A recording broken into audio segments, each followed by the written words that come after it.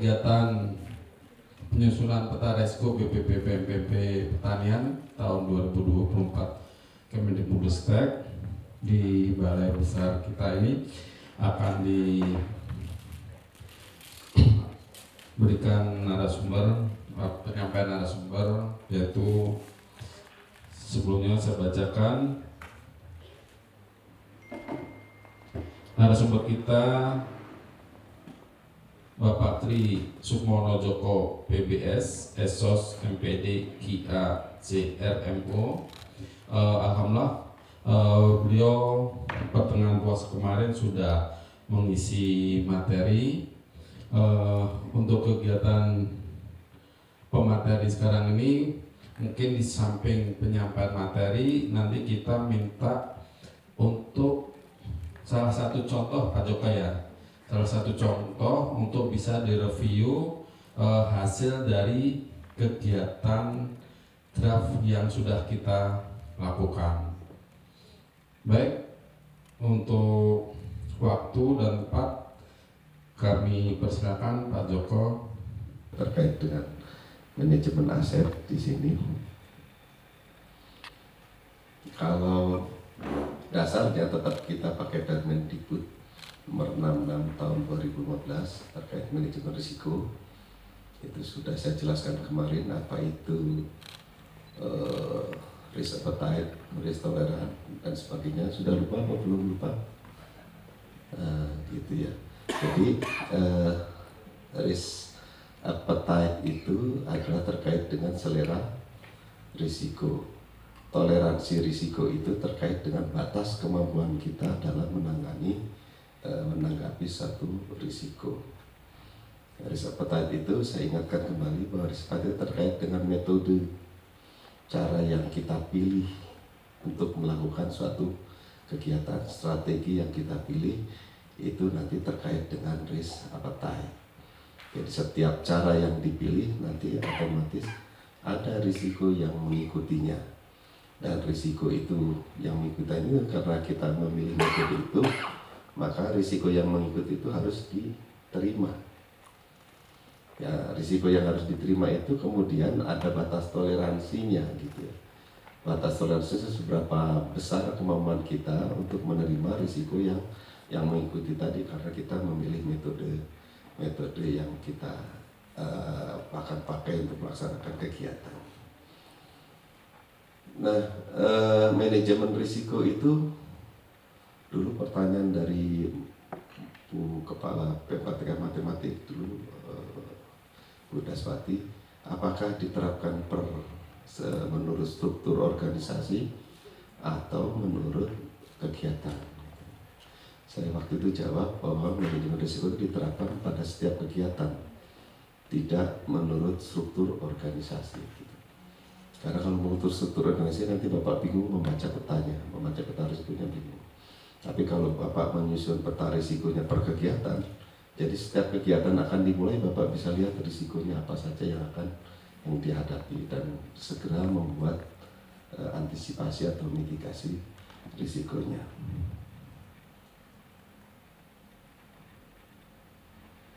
Ini kemarin sudah saya jelaskan, saya harap Bapak Ibu tidak lupa. Sekarang saya coba Bapak Ibu saya ajak untuk menerapkan manajemen risiko itu di dalam BMN, pengelolaan BMN, barang milik negara. Nah, ketika kita mau memetakan risiko-risiko yang di BMN, maka kita harus tahu betul proses bisnis di BMN itu seperti apa saja, dari mana sampai kemana gitu ya. Apa di sini ada teman-teman yang ngurus BMN ada? Apakah seperti itu prosesnya? Seperti yang saya tulis di situ, atau kurang atau lebih? Yang kurang apanya?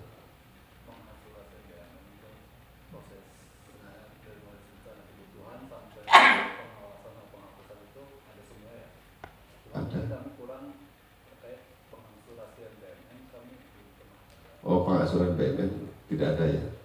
Nah ini baru ini, Pak. Jadi ini proses bisnis BUMN itu dimulai dari perencanaan kebutuhan, kemudian perencanaan penggunaan. Saya juga belum pernah kayak waktu saya ngaudit itu belum pernah menemukan ada orang merencanakan penggunaan. Nah, kalau rencana kebutuhan RKBMN biasanya sudah ada RKBMN-nya gitu. Kemudian ada rencana penggunaan, nanti kebutuhan ini akan digunakan oleh siapa atau untuk apa gitu ya. Di sini kan gitu. Kemudian setelah menyusun rencana penggunaan dan rencana kebutuhan BNN, maka disusun standar spesifikasi dan standar jumlah. Standar spesifikasi itu kepentingannya apa gitu, digunakan untuk apa. Misalnya Bapak Ibu pengadaan cangkul, karena di pertanian perlu ada cangkul. Nah cangkulnya cangkul yang seperti apa sih gitu yang mau dibeli. Nah yang dibeli seperti cangkul seperti apa kan kaitannya dengan kebutuhannya itu. Digunakan untuk nyangkul apa? Nyangkul di kebun atau menggali parit, kan beda cangkulnya ya. Ya kan beda kan. Kecuali kalau saya kan saya bukan petani, jadi cangkul sama aja. Saya buat menggali lubang sama ya itu juga gitu ya. Tapi kalau di pertanian saya kira beda. Cangkul untuk menggali parit dengan untuk mencangkul atau apalagi kalau di sawah itu kan beda lagi gitu ya. Nah seperti itu jadi pengertiannya. Spesifikasi itu terkait dengan apa yang nanti penggunaannya seperti apa gitu. Kemarin jumlahnya berapa, perlu nggak jumlahnya itu gitu, sebanyak apa gitu. Nah ini adalah proses. Kalau masih tadi udah. Sekarang masalah apa? Problem Pak. Problem. Masalah problem. Gap. Nah, betul Pak. Apa? Masalah itu adalah ada gap. Gap dari mana ke mana? Nah, antara realita bukan dengan kenyataan, realita dengan harapan. Kalau di organisasi yang disebut harapan itu apa?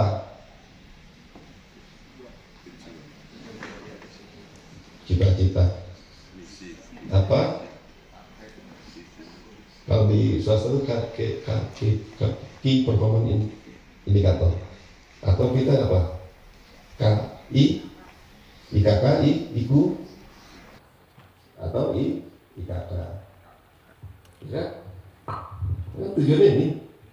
Dan yang diperjanjikan oleh kepala balai itu kan kinerja, ada perjanjian kinerja. Maka Bapak Ibu ketika mau membuat peta risiko harus mengingat ke sini. Apa yang jadi kayak IKP-nya, apa jadi IKK-nya. Dilihat ke sini, jangan sembarangan gitu. Nanti begitu bikin peta risiko nggak ada yang ngangkut ke sini satu pun. Akhirnya IKK-nya nggak tercapai, ya kan? Indeks kerjanya nggak tercapai. Gitu. Nah, kalau kita kasih contoh, misalnya kita punya apa ya? Programnya masih di P4TK lagi sudah ganti. Pertanian, balai pertanian apa sih? IKK, salah satu IKK-nya. Ya? Fasilitasi apa? Peningkatan kompetensi, boleh lah. Peningkatan kompetensi. Kompetensi apa sih? Kompetensi guru. Nah terus indeks ini apa? Keberhasilannya, indikator keberhasilannya. Indikatornya apa di sini? Ini biar Bapak paham. Terlatih 1000, misalnya 1083 guru. Ini indikatornya, gitu kan? Indikator ketercapaian. Ini kan outputnya Bapak Ibu bisa melatih 1083 peserta. Gitu. Nah, ini kan nanti kesininya berapa persen? Ini kan targetnya kan. Nah, kemudian di sininya ketercapaiannya berapa persen diharapkan? Apa 100? Mengukur kemampuan apa 90 atau berapa gitu. Tergantung kemampuan Bapak Ibu nanti yang diperjanjikan berapa. Kalau ini menyatakan 100, Ini 100% ya. Taruhlah harus 1083% tercapai. Karena ini misalnya ini proyek nasional Pak, titipan dari pusat, dari Dirjen ke sini harus dilakukan 1030 SMK dilakukan pelatihan untuk berbagai profesi. Nah, sekarang Bapak Ibu harus membedakan risiko, masalah, dan dampak. Kalau dampak apa? Biar nggak salah bikin peta risiko. Saya kira dampak apa? Nah, kalau yang disebut gap itu apa? Ini kan tadi Pak Kapolres sudah bilang masalah itu adalah gap antara realita dengan harapan. Kalau di sini tidak tercapai 1083, ini kan keinginan 1083. Ini tidak tercapai, misalnya ini hanya tercapai 900, ada 183. Ini kan gap. Ini masalah atau dampak? Masalah itu kalau sudah terjadi, ini kan belum terjadi, baru memetakan risiko. Kan belum terjadi. Itu kalau sudah terjadi, Bapak Ibu nggak memetakan masalah, nggak memetakan risiko, kemudian melakukan kegiatan, ternyata targetnya 1083 hanya tercapai 900. Ketika itu sudah terjadi, itu namanya masalah. Tapi karena ini kan belum terjadi, ya toh, ini kita tutup dulu, belum terjadi, maka ini bukan masalah, belum masalah. Ini dampak atau risiko? Yang 900 ini risiko kan? Jadi risiko misalnya ada ketidaktercapaian jumlah peserta pelatihan. Jadi jumlah peserta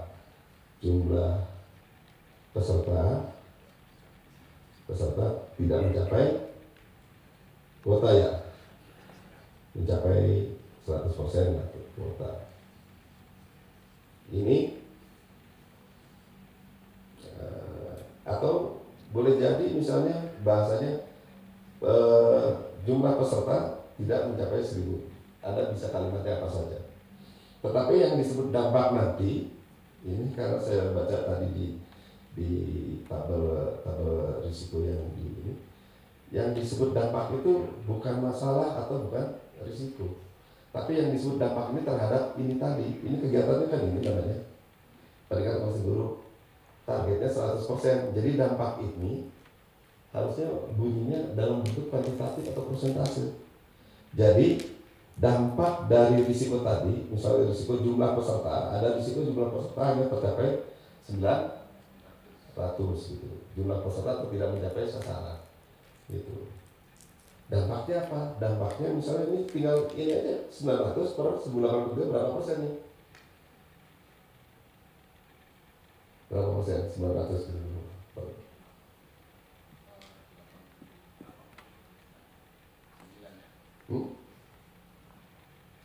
Berapa? 89%, taruhlah 89%. Kita lama juga gitu persen. Misalnya 89%. Nah, dampaknya adalah ketercapaian dari kegiatan ini hanya sampai 89%.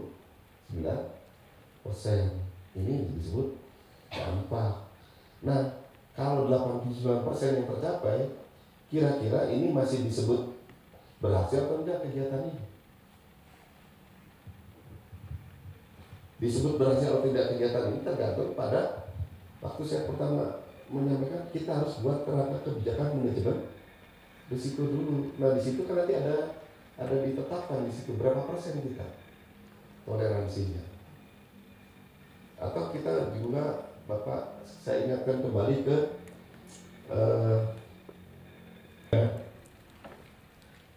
tiga hal terkait dengan manusia, terkait dengan keuangan, terkait dengan sarana prasarana. Setiap ini pasti di situ terkait dengan tiga itu. Jadi apakah nanti penyebabnya itu di sarana, apakah penyebabnya nanti terkait dengan sumber daya manusianya, atau penyebabnya terkait dengan masalah keuangan gitu. Nah, di tiap tahap itu. Nah, Di tiap tahap itu juga Bapak Ibu, karena mengurus BUMN ini ada terkait dengan konteks internal, gitu. Ada internal dan konteks eksternalnya gitu.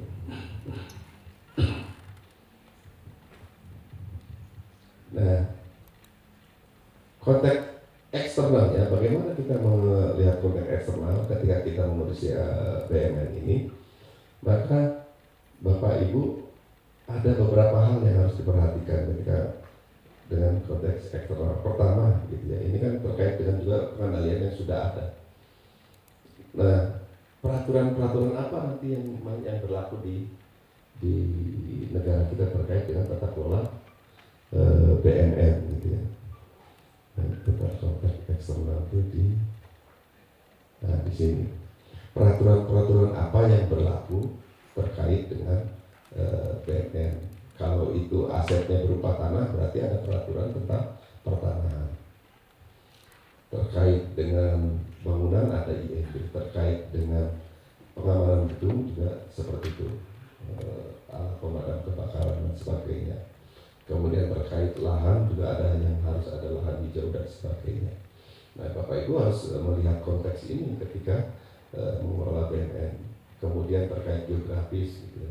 Ini terkait geografis pengamanan BUMN. Misalnya tanah yang dekat sungai sana rentan hilang apa enggak? Banjir hilang, terus longsor, dan makanya harus ada pengamanan terkait dengan aset tanah tadi yang di pinggir sungai. Berarti ada risiko. Kayaknya nggak pernah dia memetakan risiko tanah sampai ke situ. Pernah nggak memetakan risiko tanahnya hilang? Ya kan? Nah, tanah bisa hilang, makanya itu termasuk dipetakan dalam risiko kehilangan tanah, kehilangan aset. Padahal pengguna barang itu wajib menjaga asetnya, gitu. Diserobot oleh masyarakat, bisa terkait budaya masyarakat dan sebagainya. Kemudian konteks eksternal itu, pelanggan eksternal kita siapa aja, gitu. Terkait BUMN, apakah nanti rekanan pengadaannya dan sebagainya. Itu konteks eksternal. Nah, kalau konteks internalnya ya struktur organisasi di lembaga kita ini. Di lembaga itu struktur organisasinya mendukung atau tidak, gitu. Dengan misalnya kalau kita mengamankan BUMN, mendukung nggak itu, gitu. Strukturnya terlalu berbelit-belit, penanggung jawabnya menjadi tidak jelas dan sebagainya. Kemudian konteks eksternal juga terkait dengan strategi yang dipilih. Strategi seperti apa sih untuk pengembangan aset, gitu. Kemudian budaya organisasi mendukung atau tidak untuk pengembangan organisasi atau aset-aset di organisasi. Karena boleh jadi kalau budaya organisasinya rasa memiliki terlalu tinggi, barang-barang di kantor itu habis, gitu, dibawa pulang semua karena rasa memilikinya tinggi. Kemudian terkait sumber daya manusianya memadai atau enggak, dananya memadai untuk pemeliharaan aset dan sebagainya, itu sarana. Kemudian sistem informasi, harus informasinya memadai atau tidak, gitu. Ketika satu aset itu rusak atau hilang, secepat apakah itu informasi itu bisa disampaikan kepada pimpinan dan kepada pengelola aset, seperti itu. Nah, dalam mengidentifikasi tadi di tabel risiko itu ada sistem pengendalian yang kita miliki. Ya, ketika kita memiliki, kita punya sistem pengendalian yang sudah ada. Itu apa sih yang sudah ada di kita itu? Kalau terkait dengan aset ini sudah ada peraturan Menteri Keuangan nomor 118 tahun 2023 tentang pedoman pengelolaan barang milik negara. Itu salah satu pengendaliannya adalah pengelola BUMN wajib membaca pedoman barang milik negara. Apakah cuma sampai pedoman itu saja? Bisa nggak? Cuma ada pedoman sih, tapi asetnya bisa hilang juga walaupun ada pedoman. Itu, maka dari pedoman harus diturunkan menjadi standar operasional SOP. SOP-nya ada nggak tata kelola aset itu? Gitu. Nah, atau kemudian bukan cuma SOP terkait pemeliharaan, SOP penggunaan aset pun ada nggak gitu? SOP menggunakan traktor itu kayak apa sih? SOP pemeliharaan traktor dan alat-alat itu berapa bulan sekali itu harus ada. Kalau itu tidak ada nanti berisiko juga rusak dan sebagainya. Kemudian standar SDM seperti apa sih standar SDM? Bukan cuma standar SDM untuk yang menjaga memelihara, mencatat dan menyimpan aset, tetapi juga standar SDM pengguna aset. Pas nggak gitu, misalnya orang yang nggak ngerti mesin disuruh ditempatkan untuk memelihara mesin dan sebagainya. Kemudian standar tempat ruang penyimpanan juga itu salah satu pengendalian. Kemudian standar pencatatan dan sebagainya. Nah, itu kalau ini semua sudah ada, tinggal nanti Bapak mengukur efektivitasnya. Ini pengendalian ini yang sudah ada ini memadai atau tidak gitu. Kan di tabel yang sini nanti munculnya.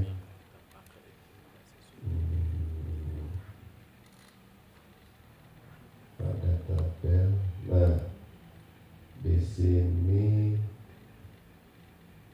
Nah, di sini kan kontrol yang ada itu tadi pengendalian yang sudah kita miliki dimasukkan di sini. Kemudian efektivitas kontrol, efektif nggak dengan kontrol-kontrol tadi yang sudah ada? Kalau misalnya dari sekian banyak tadi yang saya tampilkan, Bapak Ibu cuma punya 2 atau 3 misalnya pengendaliannya yang bisa Anda miliki, misalnya jadi Anda jadi tidak memuaskan.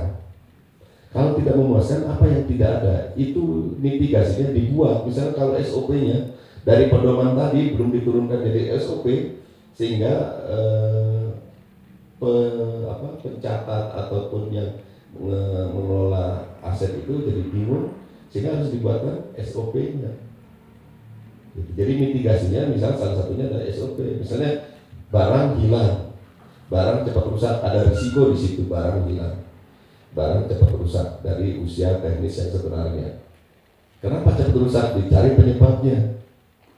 Penyebabnya ternyata misalnya petugas pemelihara barang tidak paham bagaimana cara memelihara barang milik negara. Kok dia tidak paham? Kenapa? Ternyata standar operasional untuk perawatan barang dia tidak dibuatkan. Nggak jelas standarnya, nggak jelas urutannya bagaimana memelihara barang. Nah, kalau itu jadi penyebabnya, maka dibuatkan mitigasinya, dibuatkan SOP. Nah, kalau sudah dibuatkan SOP, tahun depan, karena kita membuat peta risiko kan untuk tahun depan, untuk tahun ini, maka tahun depan tidak akan ada barang yang rusak karena salah dalam pemeliharaan. Kenapa? SOP-nya sudah dibuat. Nah, sekarang kalau SOP sudah dibuat, apakah masih ada risiko lagi misalnya? Risiko tetap muncul. Kita hitung-hitung misalnya Indonesia ternyata tetap tinggi. Ternyata walaupun SOP sudah dibuat, manusianya ini belum dididik, belum didiklat, belum diberikan pelatihan untuk pemeliharaan barang milik negara. Artinya masih ada risiko kemungkinan barang rusak walaupun sudah ada SOP. Berarti mitigasi berikutnya selain membuat SOP, memberikan pelatihan kepada pengelola barang milik negara.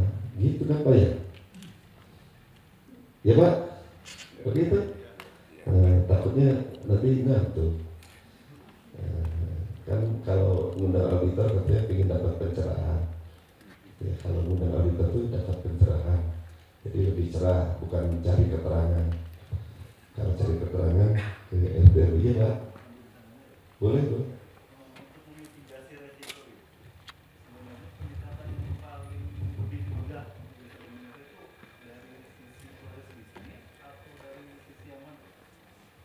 Kalau saya sarankan ke pahami proses bisnis dulu Pak. Karena alurnya harus begitu. Jadi bukan harus ya, lebih memahami mudah itu proses bisnis. Bapak pahami proses bisnis, nanti setiap langkah itu, kemudian ketika mengidentifikasi harus wawancara. Di dalam proses bisnis itu yang kemarin itu kan misalnya ada 4 tahap atau 3 tahap, kan melibatkan banyak orang. Ketika Bapak akan mengidentifikasi itu, Bapak harus wawancara terhadap orang yang terlibat di dalam setiap tahap proses bisnis. Jadi jangan mengira-ngira gitu.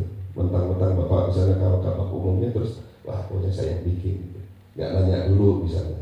Harus ditanya Seperti tadi, kan kita tidak tahu kalau si petugas pemelihara barang itu tidak bisa membeli barang walaupun sudah dibuatkan SOP. Ya, kita baru tahu ditanya, kamu pernah ikut ijazahmu apa? SMA Pak, ternyata bukan SMK kan? Nggak bisa memperbaiki mesin. Oh kamu SMA ya gitu, salah penempatan ini gitu. Berarti harus dilatih kan? Misalnya tenaganya cuma itu, nggak ada orang lain lagi. Menerima pegawai baru kan nggak bisa sekarang. Kan nggak boleh kan? Belum ada ya formasi. Artinya kita harus melatih dia supaya dia dikhususkan untuk jadi mekanik. Karena kita baru tahu, oh SOP-nya sudah ada. Dari kalau pengalaman, SOP-nya sudah ada Pak. Ternyata SDM-nya tidak memadai. Gimana tidak memadai? Tahu tidak memadai, cari wawancara. Gitu. Atau dari data juga bisa, dari data kepegawaian, lihat aja ada. Gitu Pak. Jadi tiap proses bisnis itu dari tahap